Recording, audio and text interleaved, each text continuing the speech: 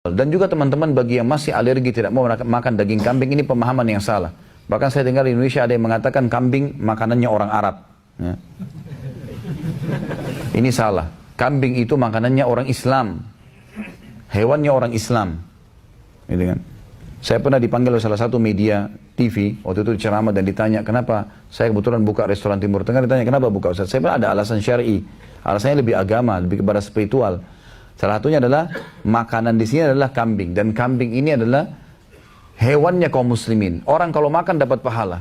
Heran dia, kok bisa dapat pahala Ustaz makan kambing? Saya bilang ya, saya punya 3 alasan syar'i juga. Dalilnya ada 3. Yang pertama hadis Bukhari. Kalau baginda Nabi SAW paling gemar makan paha kambing. Siapapun muslim makan kambing karena Nabi suka berarti dapat pahala. Yang kedua kita punya akikah.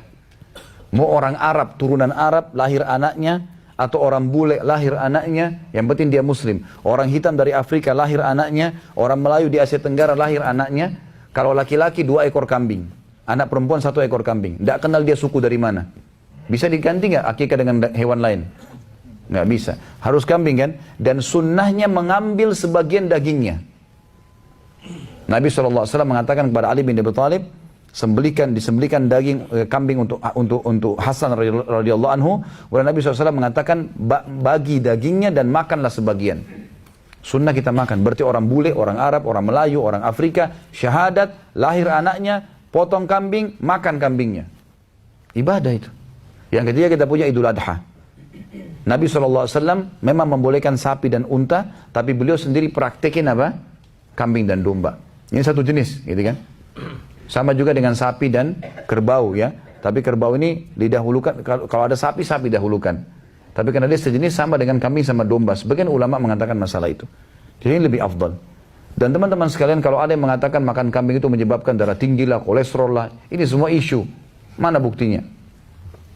Nggak ada buktinya. Saya tahu orang-orang di Saudi 7 tahun saya tinggal di Madinah.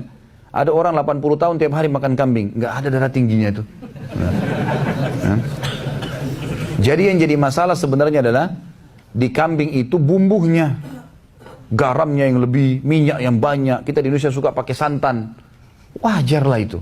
Bumbunya jadi bukan daging kambingnya. Kalau bau, dianya tidak tahu masak. Loh iya. Sembelihannya tidak sesuai dengan syar'i. Coba kalau sembelihnya benar, sesuai dengan syar'i, betul-betul tajam pisaunya, kambingnya. Salah satu sunnah Nabi SAW kalau menyembelih teman-teman, kalau antum melakukan sembelih nanti, dan lebih afdal sembelih dengan tangan sendiri. Saya insya Allah nanti akan ada khutbah Idul Adha di Kalibata City. Kalau teman-teman lagi di Jakarta, kalau mau hadir bisa di sana. Biasanya habis khutbah, saya praktekin sendiri sembelih depan jemaah. Dan semua jemaah yang nyumbang di situ, saya suruh pegang pisau sembelih sendiri, belajar. Ya, belajar sembelih, karena ini sunnah Nabi SAW. Lebih afdal, menyembelihnya pada saat Idul Adha adalah ibadah.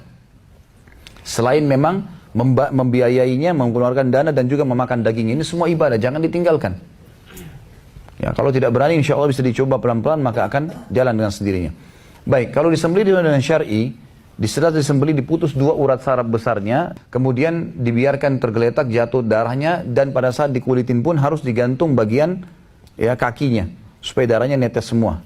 Jadi nggak benar bahasa mengatakan daging itu kalau ada darahnya berarti segar. Nggak, darahnya harus keluar karena darah haram dalam agama Islam. Nggak boleh kita makan darah, gitu kan? Dikeluarin semua, kemudian insya Allah dimasak dengan cara yang benar, insya Allah nggak ada masalah. Saya sendiri praktekin di restoran saya buka, alhamdulillah sampai sekarang tidak pernah ada orang yang masuk mengatakan baunya bukan bau kambing ya. Nggak ada bau sama sekali.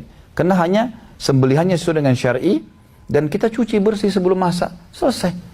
Jadi setelah masalah bau segalanya tidak benar, gitu kan? Kita tidak bicara masalah jeroan, karena jeroan memang umumnya sudah ada masalah, tapi kita bicara masalah dagingnya. Allah alam, dan kita tahu juga susu kambing adalah susu tersehat di dunia.